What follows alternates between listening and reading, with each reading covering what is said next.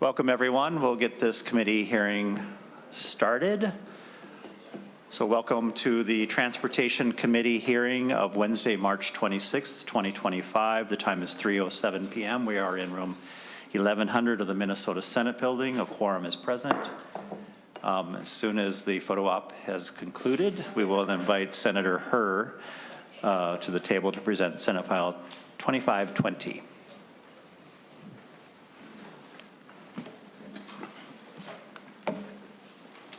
Welcome, Senator Howe. Please proceed at your pleasure. Thank you, Mr. Chair. This bill, Senate File 2525, is for Arcade Street and East 7th Street construction. Senator Howe, I think it's 2520. Oh, 2520, sorry, 2520. This relates to MnDOT project on Highway 61 as it proceeds through part of Maplewood and into the east side St. Paul. With a densely urban area along two of the major business corridor on the east side. The project is much needed, and the community has worked 5 years with MnDOT on the design phase. And our concern and the reason for this bill is to make it possible for small businesses to survive through the construction. The project is slated for a 6-month in the construction phase in 2025 on Arcade Street, and similar 6-month time frame in 2026 on East 7th Street. From a single point of this corridor, that 6 months include 3 months of significant impact to business and 1 month of severe impact. This bill seeks to create a mitigation fund that small businesses, including mom and pops with 25 and fewer employees who depend on revenues from walk-up customer, can apply for some relief. And being that this project involves highway and road construction, that's why it needs to come to this committee and pass this committee before we ask for the mediation dollars from DEED through the Job and Economic Development Committee. So I stand by for question and also have to testify here with me, Mr. Paris Dunning and did you need to do the amendment, Senator? Oh, yeah. At the same time, I also have an amendment A1 to be adopted. Senator Howe moves the A1 author's amendment. Any questions, members? All in favor say aye. Aye. Opposed say no. Motion carries. All right, to your testifiers. Mr. Dunning, welcome. Mr. Chair, thank you. I'm Paris Dunning, Director of the East Side Area Business Association. Our member businesses and organizations on the East Side are excited about this MnDOT project, but they're concerned about the impacts of road construction. Road construction is inconvenient and frustrating for drivers, but it's 100 times worse for small businesses that are located on torn up streets and sidewalks. We've talked to businesses who think that maybe the greatest challenge they might ever face is road work in front of their business. We estimate there are 150 smaller brick and mortar businesses that would be eligible along these corridors, and you'll hear one of their stories next. We've had constructive conversations with MnDOT and with some of you on this committee about how to fund a mitigation, and we understand that transportation funds have to meet a standard for highway purpose. Often we've been in agreement that in the case of Highway 61, the purpose of these highways is clear. They're the lifeblood of our community. They get people to jobs, to school, to businesses they own, to products and services, and to parks and organizations. And that helping businesses survive construction would align with this highway purpose. We ask for any support you can give us as we work to convince your colleagues on the Jobs Committee to fund this. The mitigation fund is designed to help businesses cover expenses, basic expenses for 1 month so that they can keep the doors open. We know businesses don't expect anyone to come and save them. These are hardworking people who are used to adapting, but the honest truth is they're still recovering from economic shocks due to COVID, supply chain disruption, and inflation. Months of decreasing revenue from construction will be dire for many of them. But this isn't a handout. These businesses pay property taxes and collect sales taxes. They employ many and result in dollars that multiply because they're owned and operated by our own community members. They're revenue generators for the city and the state, and many made their investment in Arcade and East 7th before this construction project was in full view. We need your help, Senators, so these businesses survive to see the new day this project will bring. Thank you, Mr. Chair. Thank you, Mr. Dunning. Please introduce yourself for the record. Welcome to the committee. Proceed. Good afternoon, Mr. Chair and members of the Senate Transportation Committee. My name is Marcia Allen. I am a supporter of the East Sider, entrepreneur in St. Paul, and also the business specialist that has been engaging with all these small businesses. And today I'm going to actually read a really quick letter from one of the business owners, Singying Sayansong. She was supposed to be here, but last minute couldn't be here. Okay. Good afternoon, Mr. Chair and members of the Senate Transportation Committee. My name is Singying Sayansong, and I'm a proud owner of Sun Moon Boba located at 1440 Arcade Street in St. Paul. I moved my business to Arcade Street to invest in this vibrant community. Sun Moon Boba is a family-owned cafe. My children and I work together daily to operate and manage it. This business represents our family's livelihood and our commitment to serving the community. MnDOT recently informed us that upcoming construction will last up to 6 months. My business is among the first to be impacted. This funding from Bill 2520 is vital because our business depends entirely on walk-up traffic. Construction will directly affect the accessibility of our parking lot on an already busy street. There is no street parking. My greatest fear is that customers will think we are closed and our business will significantly decline. Without assistance during construction, the financial impacts could be devastating, not just temporarily, but long after construction ends. Supporting this means helping small family-owned businesses like ours remain open and thrive despite disruptions. Your support will directly protect the economic health of our neighborhood, my family's livelihood, and the community we are in. Thank you. Thank you, and please convey our thanks to her on our behalf. Senator Herr, anything further in terms of testimony? This is all for the testimony. Oh, there are. Would anyone else like to testify on Senate File 2520? All right. Committee, questions? Senator Jasinski. Thank you, Mr. Chair, and thank you, Senator Herr. I agree with the concept of this. I think this does have an impact. I think there's a couple bills floating around. I think I have one of them that's a statewide program. It doesn't target just one specific area, and it's administered through deed, not through nonprofits. So I agree with the concept that we need this because it does have a huge impact on certain communities. But I think I would be more in favor of a statewide program that could be, administered through deed and have them apply these. I know there's going to probably be not a huge general fund target as well, so that would be a little bit of a concern as well of where the money would go, and designating this just for one area when the state has many of these areas would be my concern. Again, I think a statewide program for this would be much more beneficial. So thank you. Thank you, Senator Jasinski. Anything further, members? So I'll just echo Senator Jasinski's comments. I think this is important to bring this bill forward, and this bill is moving on to jobs should it be received favorably by this committee. But we do need to have a larger conversation about this circumstance. I think Senator Johnson Stewart has a similar bill. Senator Kroon has a bill that addresses a specific project.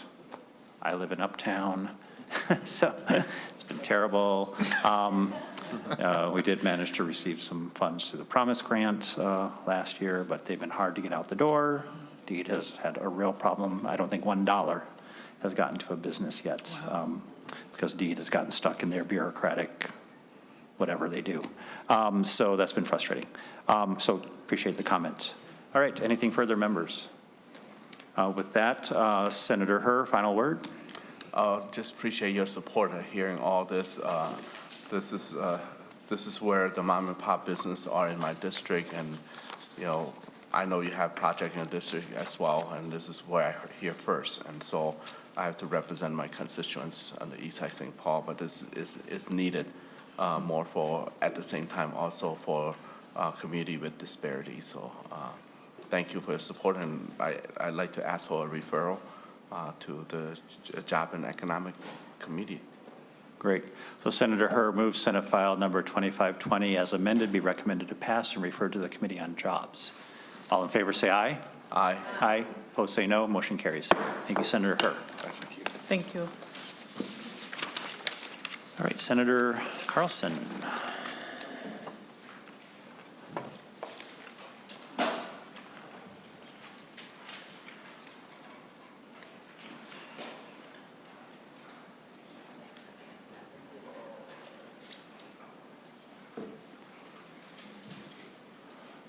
So Senator Carlson is here to present on Senate File 1480, road user charge, previously known as MBUF, mileage-based user fee, also known as a VMT. So with that, there is an amendment. I see it here. Yes, the A1. So Senator Carlson, would you like to start off with the A1 amendment? Sure. The A1 amendment is something that we needed to do. Gillis pointed out that the bill, I think rather accidentally, does not put all of the money into the Highway User Trust Fund. So it's something that we can deal with otherwise, but I thought it would be better to get it in coordination with the Constitution before we go any further. Very good. And if we could persuade you to pull the mic a little closer, that would be awesome. Senator Carlson offers the A1 authors amendment. All in favor say aye. Aye. Opposed say no. Motion carries. Senator Carlson. Thank you, Mr. Chair and members of the committee. I'm presenting Senate File 1480, which is a road usage charge for all electric vehicles. It's not for hybrids. It's for only all electric vehicles. And what it does is it imposes a road usage charge for electric vehicles again. And what it relies on is a reporting of the miles that were driven by the owner, and a confirmation through the car's electronic system. And then there's an agreement that needs to be entered with the commissioner with one or more account providers to perform the road usage charge management, so that can be reported to the commissioner and the owner can pay the appropriate fee.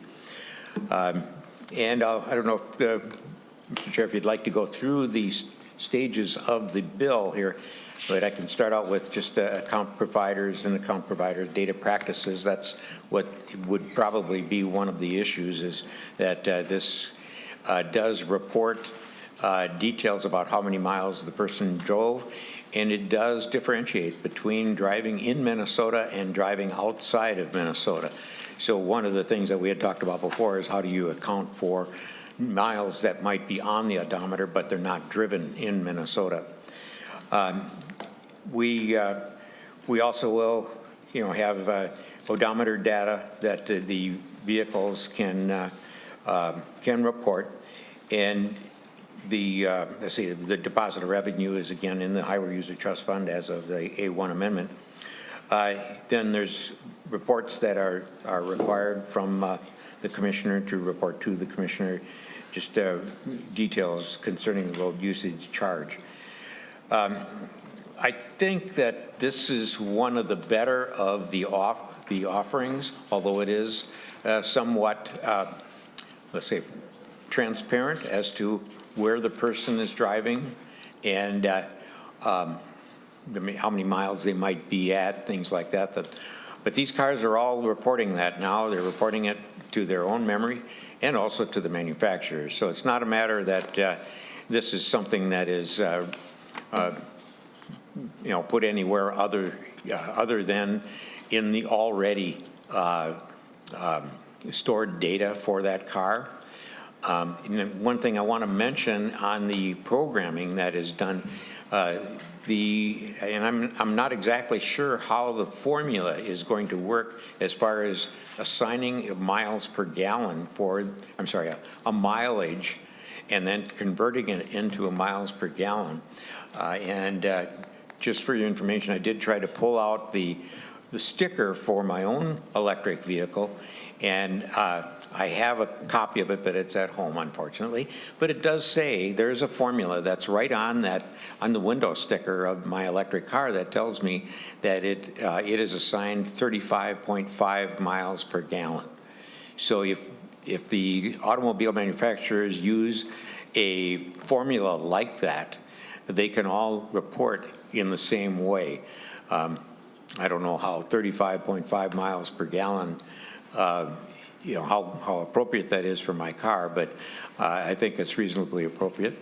I charge my car only at home, so those systems that use flat fee I don't think is appropriate, because there's a lot of differences in how many miles a car drives. But also, because I charge at home, a surcharge of tax on my meter would probably not work out well. So I think there's lots of different ways we can look at that, and I think with the bills that we have to consider today that we're going to be evaluating, I think we can look at this one as being probably the most precise method of getting the appropriate mileage assigned to each car. So with that, I think we have a testifier. Thank you. Senator Carlson, looks like your testifier is Nick Hague from Fresh Energy. Nick, welcome. If you could introduce yourself. Thank you, Senator and members of the committee. My name is Nick Hague, and I am Senior Associate for Electric Vehicles at Fresh Energy. Fresh Energy is a more than 30-year-old nonpartisan nonprofit advocacy organization that works to advance policies that will help our state achieve an equitable, carbon-neutral economy by 2050. We are speaking today against Senate File 1480. While the problem it aims to address is real, focusing only on electric vehicles misses an opportunity to address deeper issues impacting roadway funding. Electric vehicles are a critical part of achieving our state's climate goals. Despite progress in recent years, EVs still make up less than 1% of passenger vehicles in Minnesota. It should be our goal to make owning and operating an EV as easy and affordable as possible in order to accelerate the transition to this more sustainable mode of transportation. Last year, MnDOT released a report on state highway funding, noting that the increasing efficiency of gasoline vehicles has resulted in less funding from the gas tax, which exacerbates the lack of funding for the growing needs of our transportation system. However, this report also notes that EVs already pay their fair share through higher motor vehicle sales tax and TAB fees. These fees and taxes offset the lost gas tax revenue from the vehicles that EVs replace. Senate File 1480's proposal to adopt a distance-based user fee is a step in the right direction towards allocating costs more fairly than the current flat EV registration. However, we believe a comprehensive solution that includes all vehicles and fuel types is necessary to address the underlying funding issue. MnDOT is currently working with the University of Minnesota to assess how distance-based user fees could be implemented from telematics data. The results of that study may help inform future legislation that contemplates a distance-based user fee for all vehicles, regardless of the fuel type.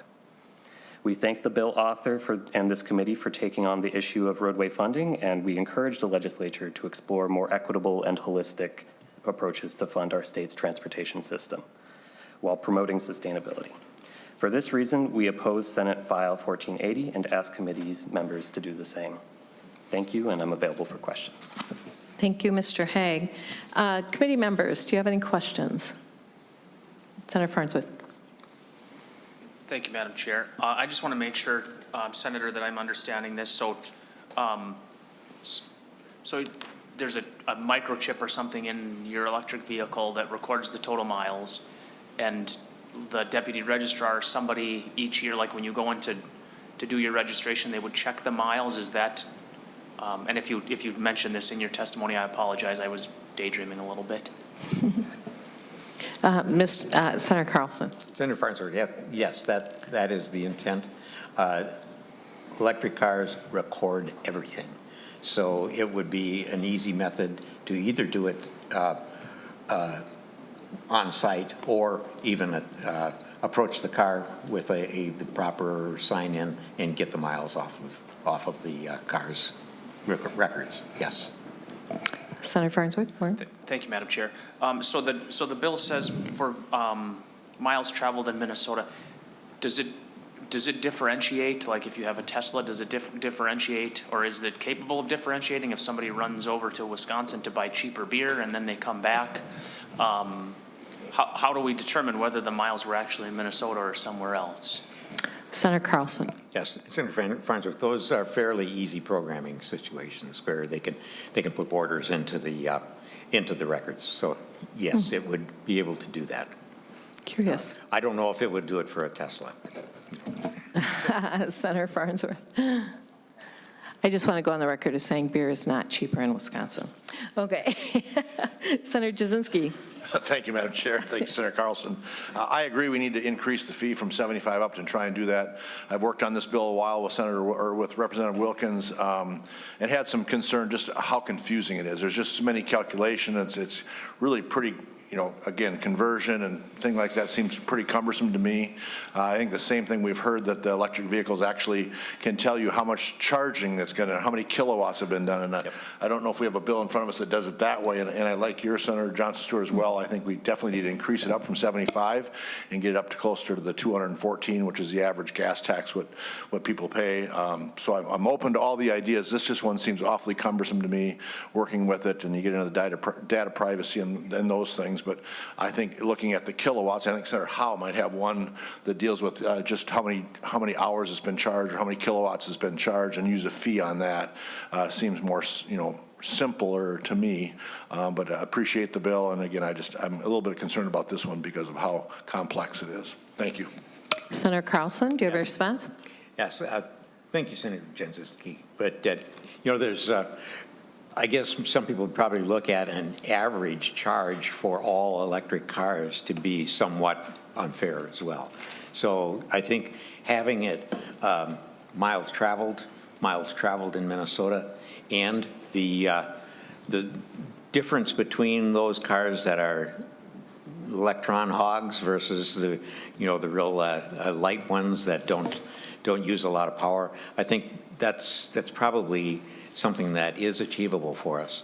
I was somewhat against the vehicle miles traveled in the past because it was so intrusive into the records that you have. But I think we need to have something that maybe ignores some of that and just gets us a bill that comes with our license renewal. So I'm tending to support that. Senator Jasinski? And thank you, Madam Chair. And then also another thing, so the average Minnesotan pays gas tax, they're paying, weekly or biweekly or however many times they refuel. And in this bill, it's more of an annualized charge, correct? Senator Carlson. Yes, thank you, Madam Chair. I believe that it can be annualized or quarterly or with the renewal of your license tabs. Okay. So that's a matter of just how we want to do it.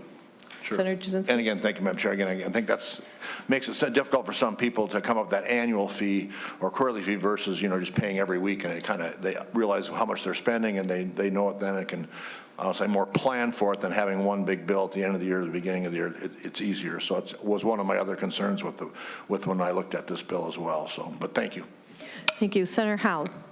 Thank you, Madam Chair. And Senator Carlson, I guess, I think the computation for part of it is fairly simple. If you take the vehicle miles traveled and multiply it out and it tracks it, you can stubby pencil this pretty simple. If you look at your odometer, figure out how many times you went to Wisconsin for beer or South Dakota for fireworks or whatever. But the question I have is, there's a piece in here on where is it here? The adjustment, I think it's 2.29, where it says the adjustment rate multiplied by the number of days in the billing period. I'm going, I don't care how many miles you drove in a day, I'm just looking for the total amount. So it confuses me that that's part of the computation, and I don't know if we need to do that. I mean, I think we're more like, how many miles did you drive on the roads in Minnesota? I don't care if you drove 5 miles a day or 25 miles a day. We want to charge you for those days that you did it. And so I think it shows promise, but I don't think it's quite there yet. But that computation really throws me off. Senator Carlson? Yes, thank you, Madam Chair, and Senator Howe. I tended to not like that as well. I don't care about how many miles you drive in a day unless there's something that is going to change the charge for Sunday and Saturday versus the week. There's a lot of things that I think need to be worked on yet in this. Senator Howe, do you have a follow-up? No, I'm in agreement. I think there's, you know, I like the idea we're going to charge per mile, or I actually like charging per kilowatt yet, but I'm sure we'll see something that looks like that yet today, so. Senator Lang? Thank you, Madam Chair. I guess I was assuming that Mr. Hague was going to probably testify on a couple of these other bills, but I don't see his name on the list, so I guess I'll take the opportunity to ask you a couple questions now. During your testimony, you talked about this is almost, I think you said replacements for deeper issues within the transportation budget. Can you elaborate a little bit on what you consider deeper issues with the budget? You might have a good idea. I'm just curious. Mr. Hague? Thank you, Chair, and thank you, Senator. The deeper issues that we're talking about are both systemic sustainability issues in terms of climate emissions, as well as the funding gap identified by the Minnesota Department of Transportation. Senator Lang? Well, thank you, Madam Chair. I guess I was looking for a little more detail, just like specific line numbers of items that us as a Transportation Committee are doing wrong, or possibly, you know, from your vantage point, what could you say could be improved? Other than the funding gap that often, you know, that's a big topic, but I'm talking specifically. Mr. Hague, maybe you could talk more about the study that's happening at the University of Minnesota right now. You briefly mentioned it, but a little deeper discussion might be helpful.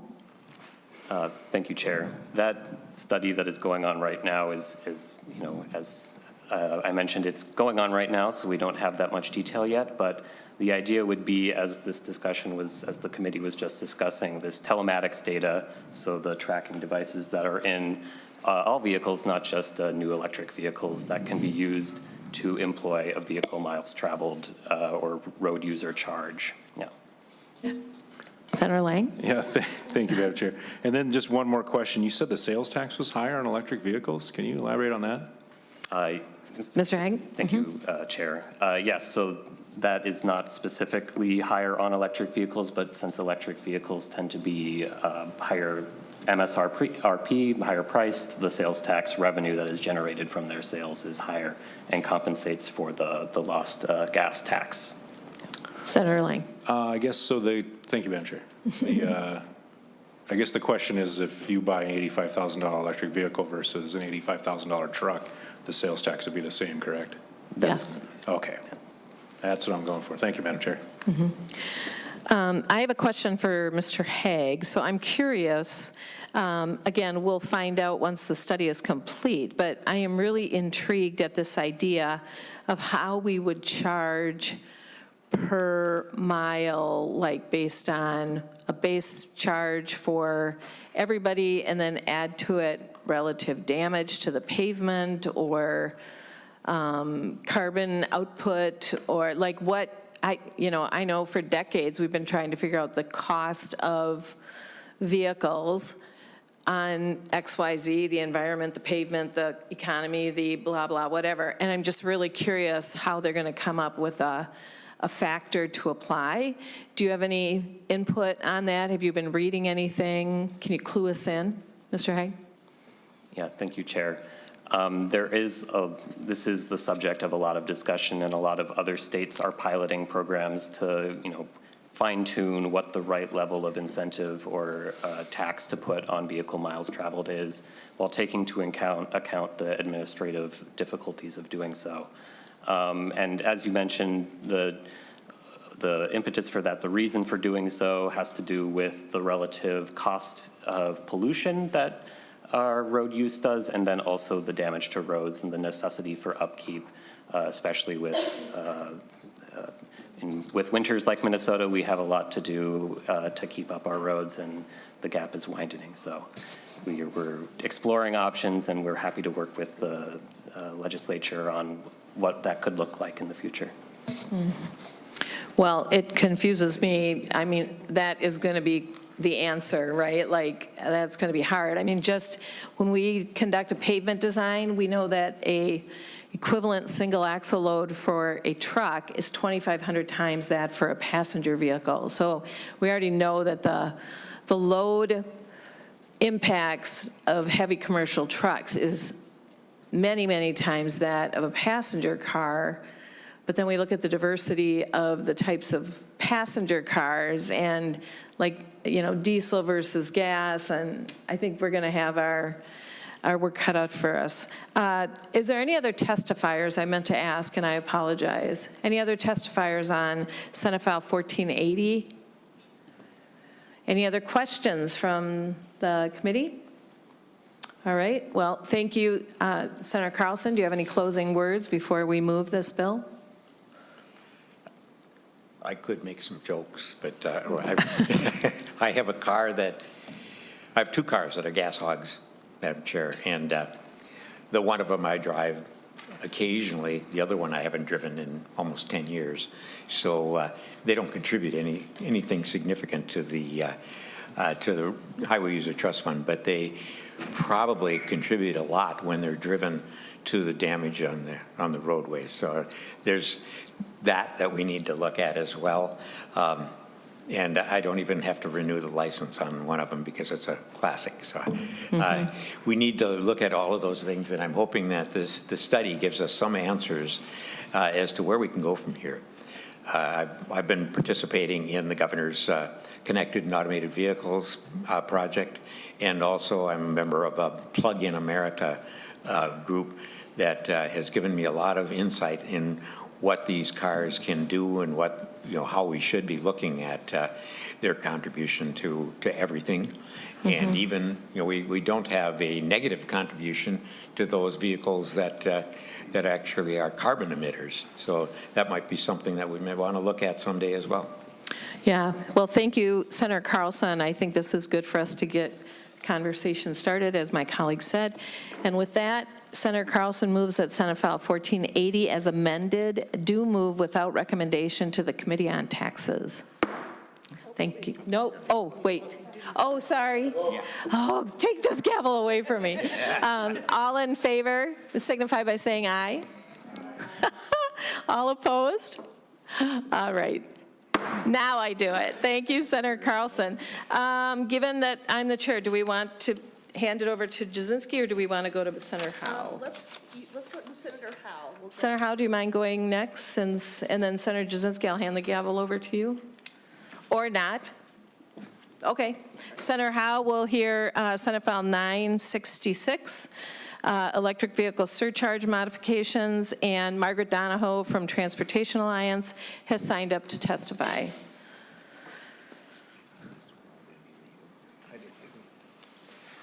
All right, Senator Howe, to your bill.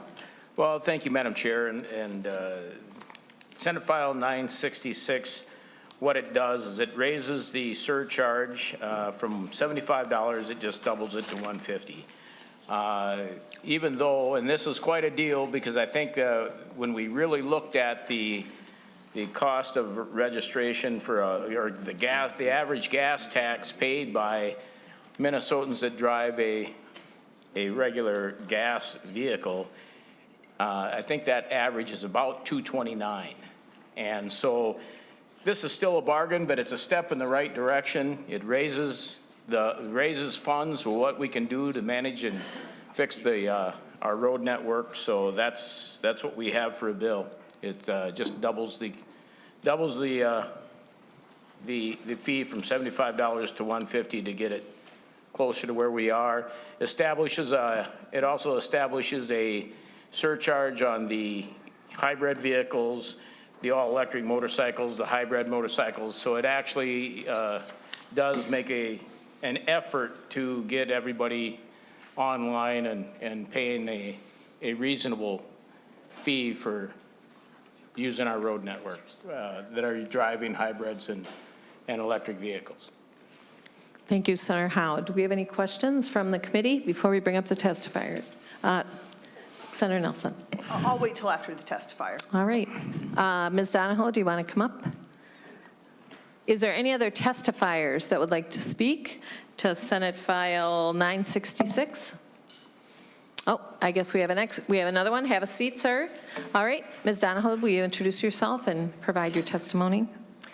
Thank you, Madam Chair. For the record, my name is Margaret Donahoe. I'm the Executive Director of the Minnesota Transportation Alliance. And I was actually planning to testify on all three bills, so I could just do that at once. And first of all, our members of the Alliance would like to thank Senators Johnson, Stewart, and Howe for their work on legislation that would increase the fee collected from electric vehicles and help fund important needs on our highway system. As you know, we are struggling with funding for our road system and need to look at every avenue possible to maintain that system. We appreciate the foresight in recognizing that the vehicle fleet will continue to change and the transportation funding system needs to adapt to this change. We strongly support the proposals to increase the current EV fee and implement fees for hybrid electric vehicles, as well as electric and hybrid motorcycles. And as you can see from this handout that hopefully you all have, most states have recognized the challenge of growing numbers of electric vehicles and the impact on fuel tax revenue, and now charge an EV fee ranging from $50 annually to $200 to $300 annually to compensate for the lack of fuel tax from these vehicles. Many states also charge a fee for the hybrid electric vehicles, ranging from $30 to $150 annually, to help approximate the revenue that would be collected from vehicles operating on gasoline or diesel fuel. In Minnesota, other alternative fuels like compressed natural gas, liquefied petroleum gas, propane, compressed natural gas, and other special fuels are all taxed at a rate that is the same or comparable to the tax on gasoline or diesel. So it only makes sense that vehicles running on electricity would also support the Highway User Tax Distribution Fund at a comparable rate. With the cost difference between new internal combustion engine vehicles and electric vehicles narrowing every year, we believe that the increase in the EV fee is warranted and will not discourage people from purchasing electric vehicles. Electric vehicles are also less expensive to maintain, and with the dedication of the sales tax on auto repair parts, this is also another way that electric vehicle use and increase in those vehicles could have an impact on transportation funding in the future. In addition to the annual registration fees, more states are considering the per kilowatt hour fee included in Senate File 2092. Kentucky, Montana, Oklahoma, Utah, and our neighboring states of Iowa and Wisconsin all charge a fee on electricity as well as the annual registration fee. Collecting fees at public charging stations is pretty straightforward and allows states to collect fees from drivers who are driving through the state and using the roads, but don't live in the state and pay any other taxes and fees. Wisconsin just implemented in January a 3-cent per kilowatt hour fee at public charging stations, in addition to the $175 per year EV fee and $75 hybrid fee. So just to keep with the Wisconsin theme today, I just wanted to add that if you want to hit up Packer fans driving their electric pickup trucks on Minnesota roads, it's only fair because Viking fans that have to charge up on the way to Lambeau Field are going to pay the Wisconsin EV fee at public charging stations. So it's only fair. So we really urge you to support increasing the EV fees in the transportation budget bill this year. Thank you. Thank you, Ms. Donahoe. We'll get the last testifier, and then we'll open up for questions. Sir, would you introduce yourself? Thank you, Madam Chair and members. For the record, Patrick Hines at Messerly Kramer for the Alliance of Automotive Innovation. Thank you for allowing me to testify. I sent in a letter and neglected to ask to have my name put on the list. You think I would remember that after all these years? So thank you for indulging. Just one, we have a letter in the packet. It addresses all three of the proposals today, the vehicle miles traveled, the kilowatt hour charge, and Senator Howe's EV surcharge. As you listen to the conversation about these three options, it's very clear the surcharge is by far the easiest.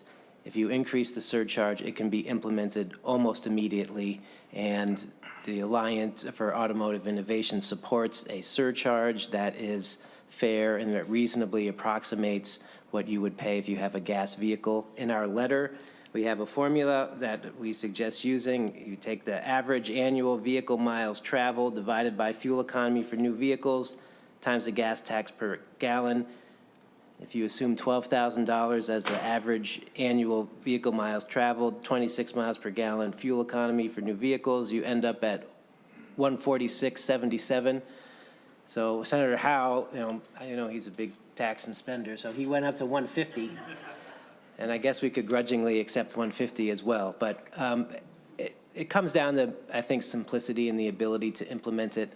The vehicle miles travel is very complicated. It involves a lot of data privacy concerns. Polls show consumers do not like it. There's very high negative ratings. The kilowatt hours, as Ms. Donahoe said, it's more complicated to do. If you wanted to get money in the pipeline soon, a surcharge based on a formula, I think, is the easiest way to go and would be supported by auto innovators. Thank you. Thank you, Mr. Hines. It's Hines, correct? Correct. Thank you. And members, we have a whole bunch of letters in our packet that have to deal with Senator Howe's bills and then the two bills that I'll be speaking on and Senator Carlson. So with that, I will ask if anybody has any questions for Senator Howe or the testifiers. Anybody? Senator Jasinski. Thank you, Madam Chair, and Senator Howe, again, thank you for bringing this forward. I think there's definitely people want to see this increase because we do have to do this. I think I had heard the 229 was before, and then it's gone down to 214 because vehicles have become more efficient. So I've heard the average is $214. I know I pay way more than that with the vehicle that I drive and vehicles, I should say. And I think the simplest way is this, just without going through, as Mr. Hines said, this is a much simpler. We can get it enacted a lot sooner. And so it's another way. I have a couple concerns, but yeah, this would be the simplest and easiest way.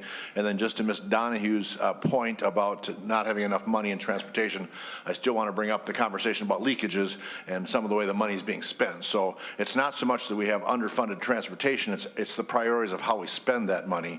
We've talked about leakages, we've talked about state patrol building being funded through trunk highway funds. There's lots of ways that we can get more money into our roads and bridges and transportation rather than raising rates. It's actually prioritizing where it's being spent. But again, thank you, Senator Howe. This is a good discussion day. There's lots of good options, and I'll comment on yours as well. I think that was another good bill. And this has been going on since I've been here. I've been here for 9 years on this committee. We've been talking about increasing the fee for, I think, all 9 of those years, and we haven't done it yet. So I hope we can get that done. And again, because I think everybody needs to pay their fair share. And again, there's always the conversation of damages on the roads versus the environment and all those things. But really, we do need, as we're seeing the gas tax go down because vehicles are more efficient and we're getting more electric vehicles, we have to address this somehow. So again, thanks, Senator Howe, for your bill. Thank you, Senator Jasinski. Any other questions from the committee? Senator Howe, do you have any? Okay, Senator Howe, final words? Thank you, Madam Chair. And I do believe that this is the easiest way to go.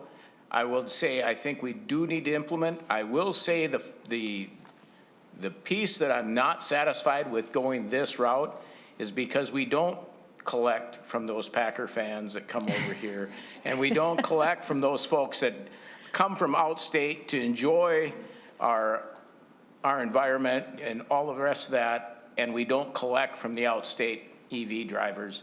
And that's where your bill will come into play. Mm-hmm. Thank you, Madam Chair.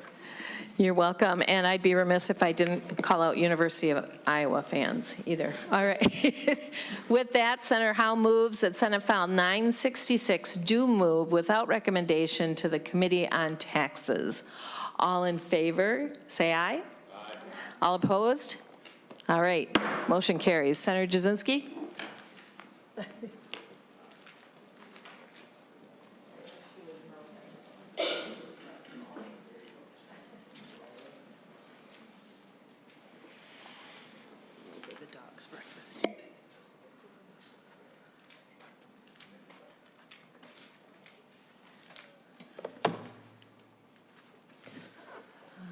Senator, I think we're doing 2688. Yep, thank you.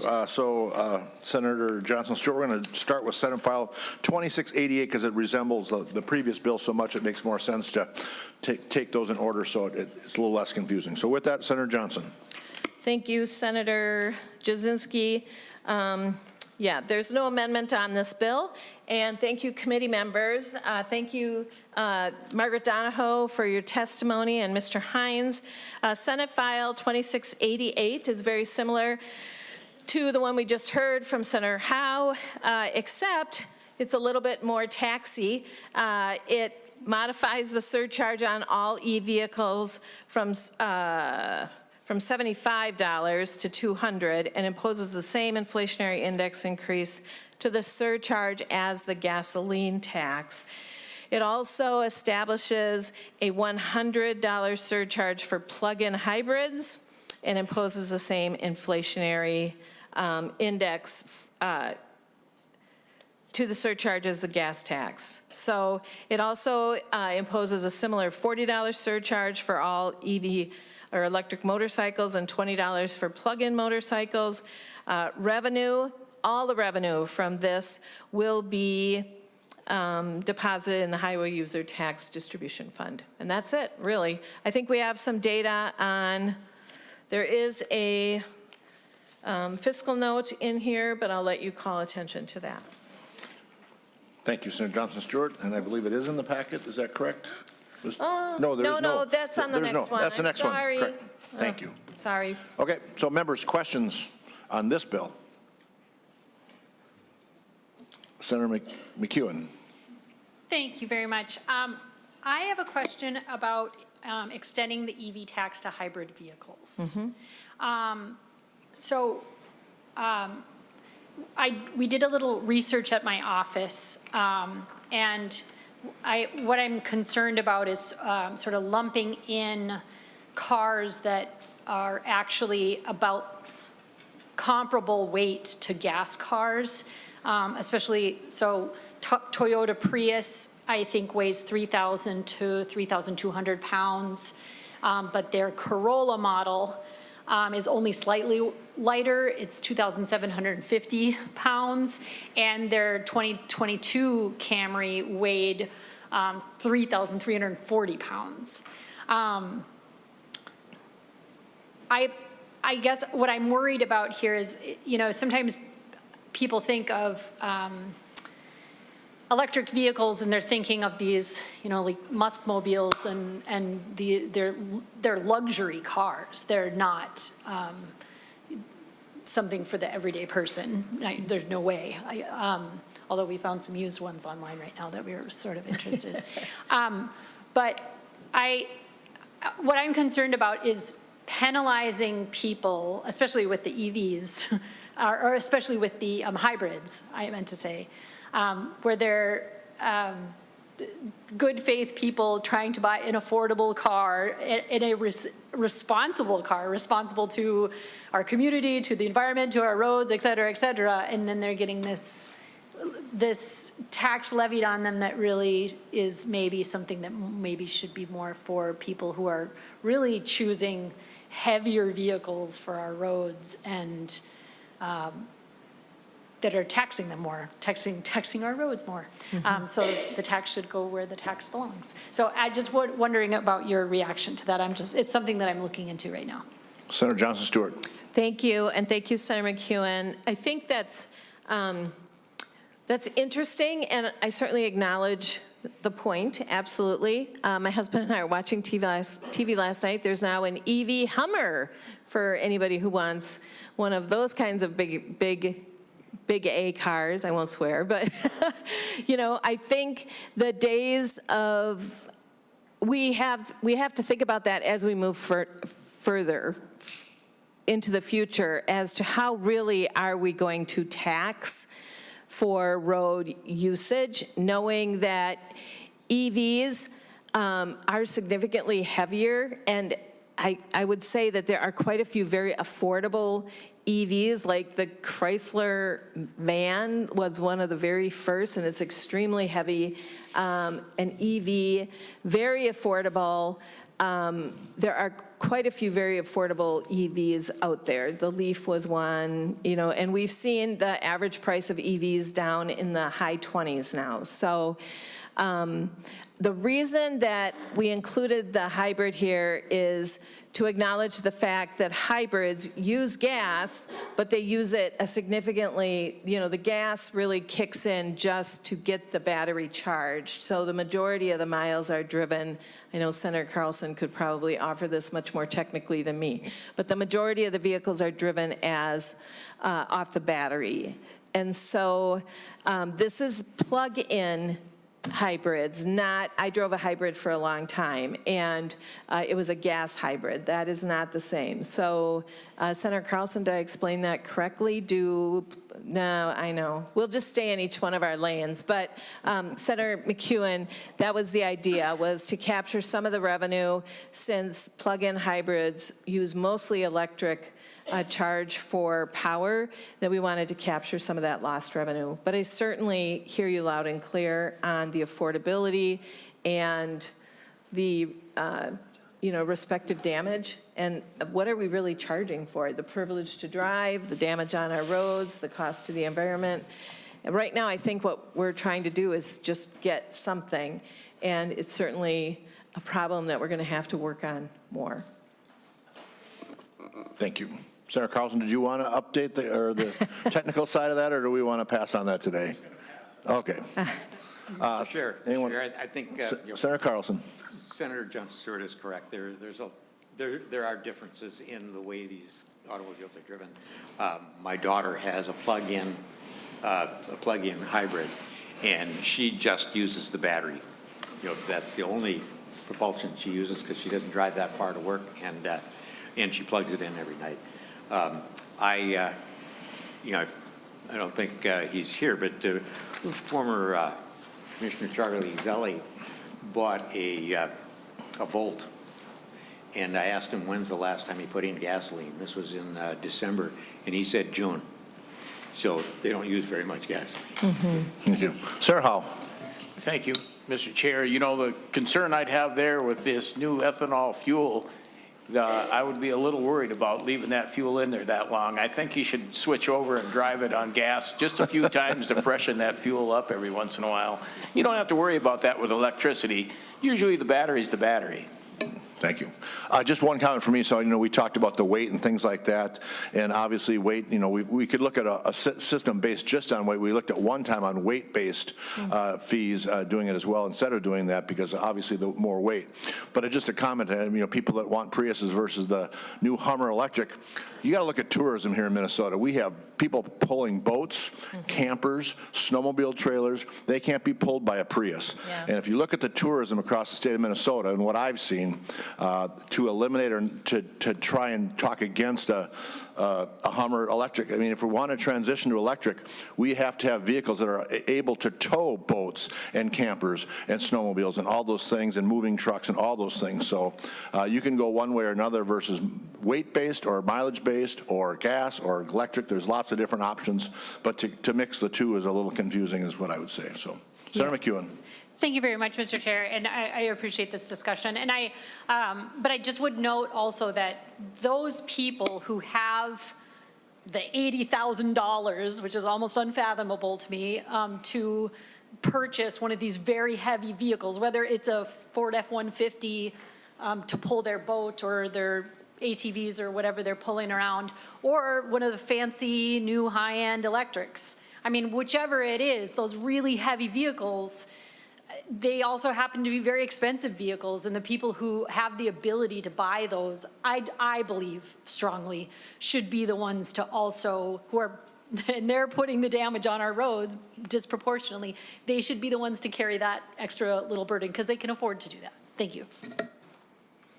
Thank you. And just another comment. So the gasoline or the fuel-based trucks are lighter than the heavy electric vehicles. Mm-hmm. And so we either have to decide one way or another because, again, if you don't want the expensive truck like we just talked about, then you have to look at a gas-based vehicle that's lighter than an electric vehicle to pull those things. So there's got to be compromise back and forth between those if you want to look at it from the weight-based sides as well. So.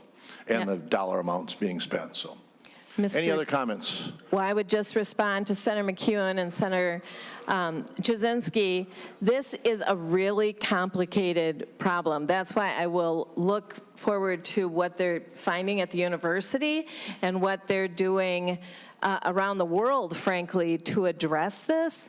To your point, if we were to get an EV to pull our boat, and we're one of those people that own a boat and a camper, we would use a plug-in hybrid, because there's no way I want to risk running out of charge with pulling a boat or pulling a camper. And so this is not, I just want everybody to know, this is not a really easy answer. And I hope I'm here long enough to help solve the problem, because I think there's so many different input variables. But this is a start, and I hear everybody's expertise is going to be helpful here.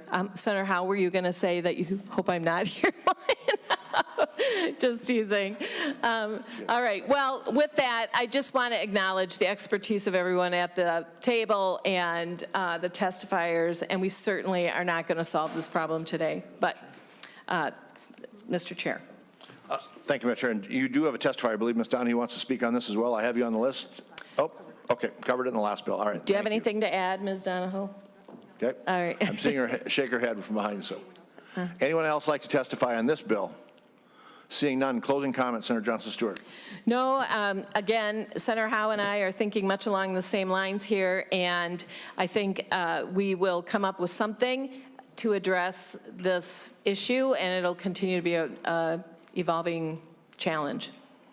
Thank you. And again, I think this is one of the best bills we've seen on this. I think it's the simplest, it's the easiest to get into action right away, so I think it's a good bill. So thank you. With that, Senator Johnson Stewart moves that Senate File number 2688 do move without recommendation to the Committee on Taxes. All those in favor say aye. Aye. Aye. Opposed? Motion carries. The next bill, Senate File 2092, Senator Johnson Stewart. Thank you, Mr. Chair, and I do have the A1 amendment. Senator Johnson Stewart offers the author's amendment, the A1. All those in favor say aye. Aye. All those opposed?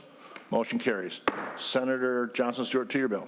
All right, thank you. So this bill is, this is the electric vehicle charging tax, and the amendment was created due to an oversight on my part. All of the money, all of the revenue from this charging tax would also go to the Highway User Tax Distribution Fund. So that was really the motivation for the amendment. And then also, given the independence of all of these bills, this bill originally repealed the $75 registration fee, and we kept that in there because we don't know what's going to happen with the rest. So basically, this bill imposes a 5-cent per kilowatt hour only on Wisconsin residents. Oh, no, wait, that's not right. On everybody, including Iowans and from all the other states. And it also makes sure that the 5-cent per kilowatt hour charge goes directly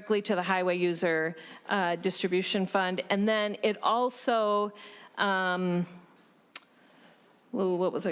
also precludes any tax on vehicle charging stations in the home. This is only for ones out in the public.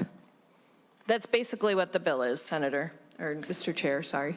Nope, no problem. Thank you, Senator Johnson Stewart. Questions of any members? If not, seeing any, my question to you, so do we have anybody that knows the number or the amount of hours that are charged at home versus a public charging station? I would think a large portion is probably done at home, and by doing that, then we're not collecting a fee for them for doing the same damage to the roads that everybody else is. So why are we not including, I suppose, just because of technical to try and collect that and meter that is the difficult issue, is that correct? Yes, Mr. Chair. Also attempting to impose that kind of a technology on home chargers, I think would be cost prohibitive. Also, there's some privacy issues with, getting, I mean, the reality, you are correct. The reality is most people charge at home.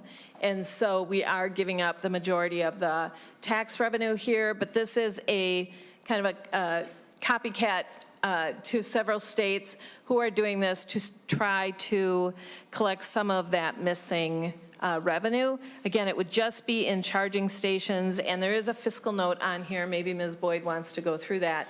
But it does bring in, you know, a nice amount of revenue, even though we're just focusing on public charging stations. Thank you, Senator Johnson. Ms. Boyd, would you like to go through the fiscal note, please? Mr. Chair, yes, happily, the amendment has taken care largely of the fiscal note, so I don't know that I need to go through it in particular. The one thing I'll point out is in the Revenue Department part of the note. If you look on page 5 of the fiscal note, there is an estimated 0.5 FTE just to administer the new tax, and that would be about $83,000 a year from the general fund. Again, that would be in the state government's budget jurisdiction, so I won't spend too much time on that.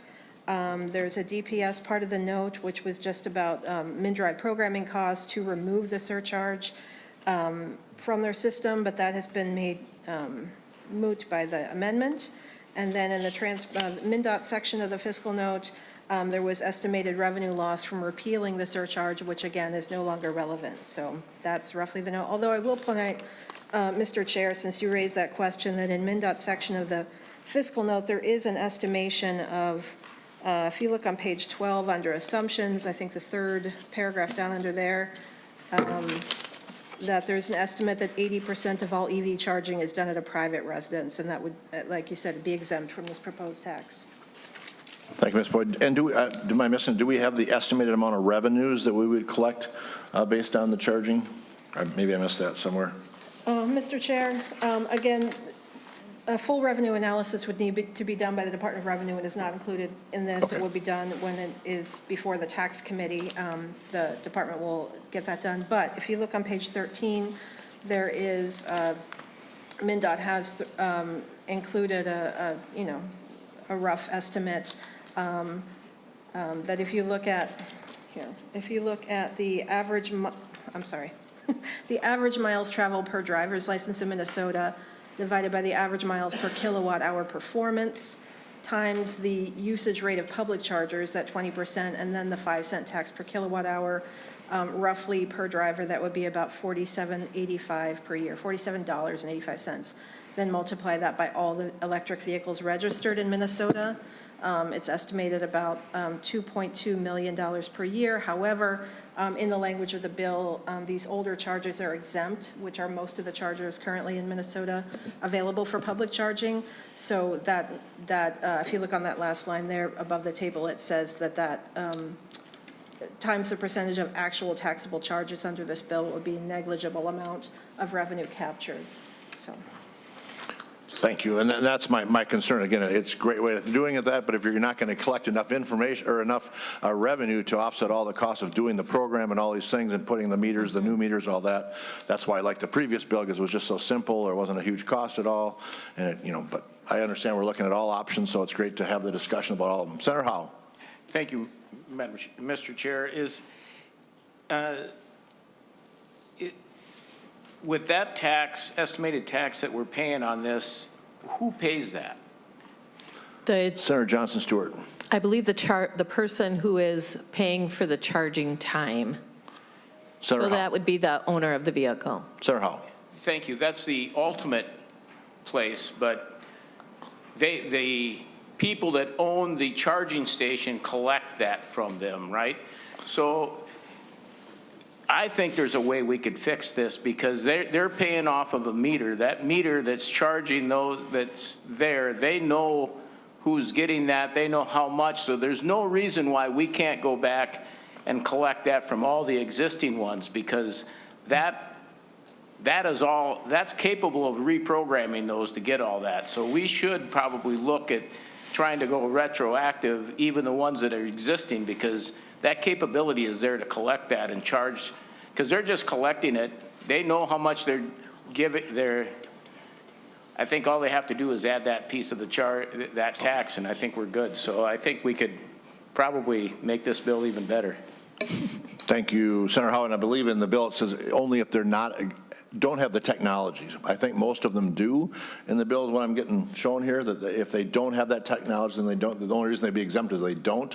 But I think most of them do. I do manage a medical building in Faribault, and you can adjust the rate per kilowatt that you charge the customer, but then the ultimate is being paid by the property owner, whoever has the chargers there. So they're taking it in revenue, but they could bump their fee up to collect this. And I think all the ones out there now probably have that technology. I think to Senator Howe's point, I think they can do that. I program ours in to cover our electricity charge and not make any money. Ours is just there.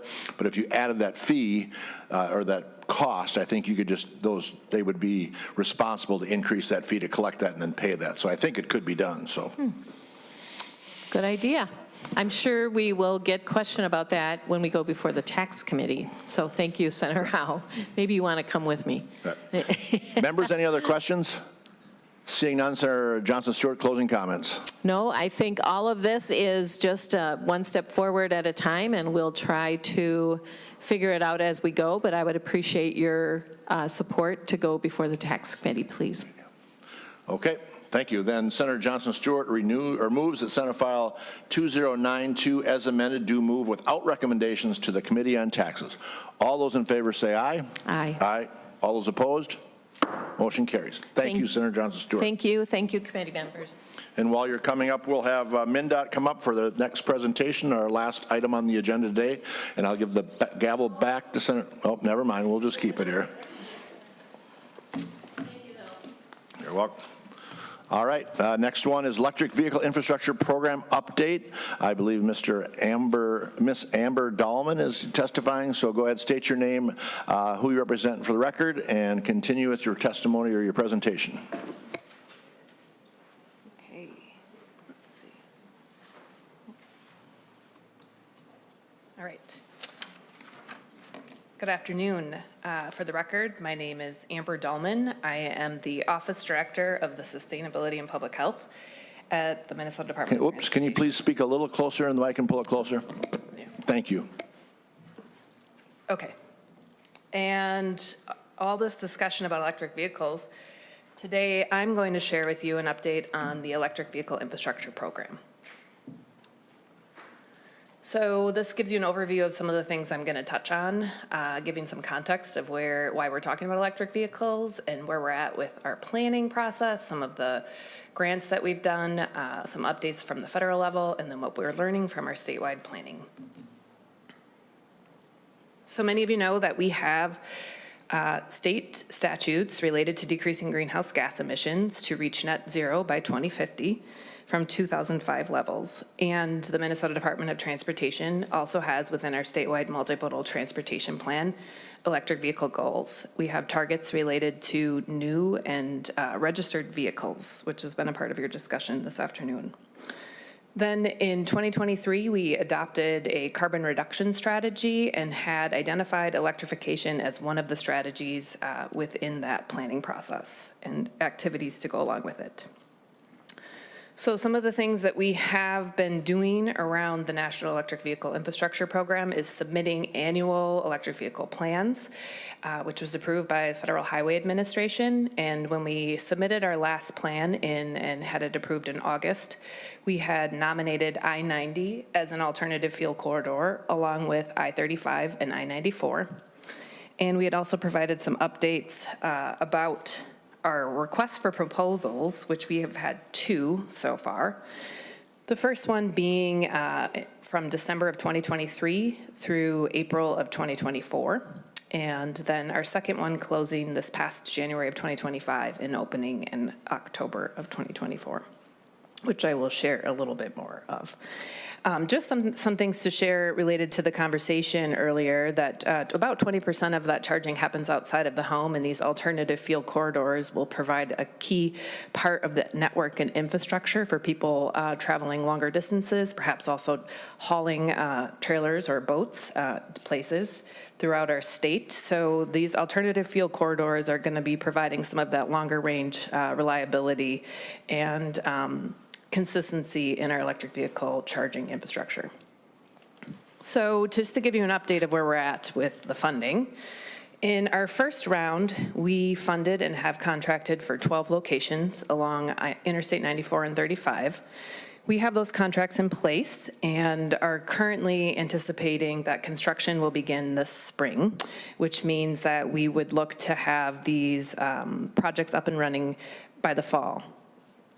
And some of the things, the work that has been currently happening is we know that the construction will take about a month, and then we'll have some inspections that we need to do to ensure that they're meeting the rules and regulations, and then that they're operational to the public. With our second round of funding, we had requested for proposals through January, and we have recently completed scoring of those proposals. We're planning on making some conditional award announcements in the coming weeks here in the month of April. And for both of these, you can see the amounts that we have identified for overall funding. So in the first round, the total funding of those projects and those locations was just under $10 million. And in the second round, we're looking at about $13 million for funding those additional charging stations, which we had a request for proposal for 14, and we have one location where we didn't receive applications for. Okay. So we have heard from Federal Highway Administration in February to pause some of the work related to the electric vehicle infrastructure program. And what you can see here is that they've rescinded the NEVI formula program guidance, and FHWA is in the process of updating this program guidance. As it relates to updating they had suggested that the guidance would be coming spring, summer, and then would be open for a public comment period. And then at that time, they would look at whatever the guidance was, we would look to follow that guidance as a state. FHWA had stated in this memo that there would not be new obligations until updated guidance. So for those first two rounds that I shared with you, we do have obligated project locations, and that the reimbursement of those existing obligations would continue to be allowed from our federal highway partners. Some of the impacts for MnDOT from this federal direction is that some of you may know that MnDOT was expected to program $68 million in federal funds for electric vehicle infrastructure, and that we have obligated about $10.4 million in federal funds for electric vehicle infrastructure. What this means is that we currently have just over $57.6 million in unprogrammed federal funds for electric vehicle infrastructure. And that as an agency, we intend to continue to build out the alternative fuel corridors of 35, 90, and 94 that have been planned with 24 charging locations. So some of the other work that we've been doing around needs for electric vehicle infrastructure statewide are some statewide planning in terms of gaps and where there should be priorities. In this process, you can see that we're currently in the draft phase and are hoping to finalize this plan and our priorities in the spring of 2025. So by May, June, we'll be having this finalized information. But we have been going out statewide and hearing from people throughout the state about where they would like to see charging and what it looks like for them. Not surprising to some of your discussion, people are interested in making sure that they can have long-range travel and that it's reliable for them. So what we've identified, in addition to those alternative fuel corridors, is a need for approximately 83 locations throughout the state for people to have reliable EV charging. And what this also looks like is, so a location may have more than one port, and so there's a range of the type of investment we might look to make or the cost of this type of infrastructure. So at those locations, there could be anywhere from 2 to 4 ports, and that may range on the context of that particular location. So how many cars might be traveling through a particular location, or how many people may be in a particular area, or the corridor itself. Excuse me, Senator Jasinski? Senator Johnson Stewart. I would just like to, I just have a quick interruption, and thank you for Grace. So is that true that it costs $110 or $1,100 per kilowatt to install a 150 kilowatt port? That's $165,000 a port. Or what is the cost of 1,100 per kilowatt? What does that mean? So right now, when we're building out our alternative fuel corridors, each location has 4 ports, and based on the locations themselves, the actual, roughly the cost of constructing is around $1 million. Okay, thank you. I guess, so you're saying, yes, that's really the cost. Thank you for letting me interrupt. You bet. Thank you. Continue, Ms. Dolan. Yep, and so, so you can see here, this kind of runs through the estimates that we have related to the cost for those ports, as well as a range of costs, depending on how many ports may be at a particular location. So you can see that beyond those interstate corridors of 35, 90, and 94, we are identifying gaps throughout the state in terms of electric vehicle charging infrastructure needs. And that actually concludes my portion of where we're at with the electric vehicle infrastructure updates. Thank you, Ms. Dolan. So I have a question, and we brought this up before when we were looking at charging stations. So are we working with the private businesses as public-private partnerships to do this? Again, you know, my concern is we already have Quick Trips and Casey's and all these stations out there. Obviously, if someone's going to stop to charge, they might want to get a soda or go to the restroom and all those things. So how is the work being done with the private industry to work with them to allow them to bring power into their places to allow for this? Right. Thank you, Chair. These are public-private partnerships, and many of the locations that we funded in the previous round are at some of those specific convenience stores and gas stations that you've mentioned.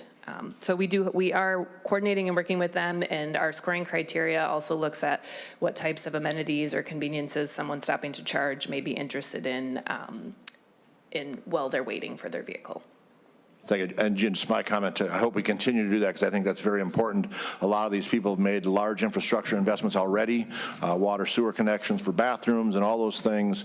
So to work with them to allow that so that they can continue on that versus taking them away from those places and putting them along somewhere else. And it just makes a lot of sense to me. So members, other comments? Seeing none? Thank you very much. Thank you.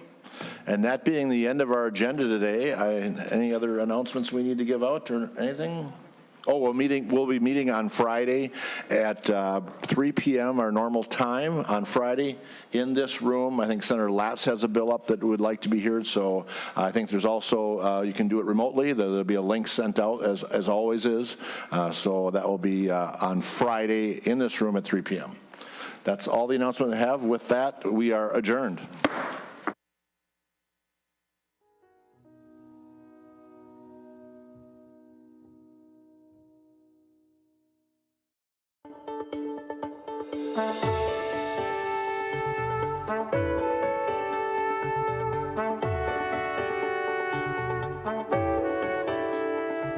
Bye.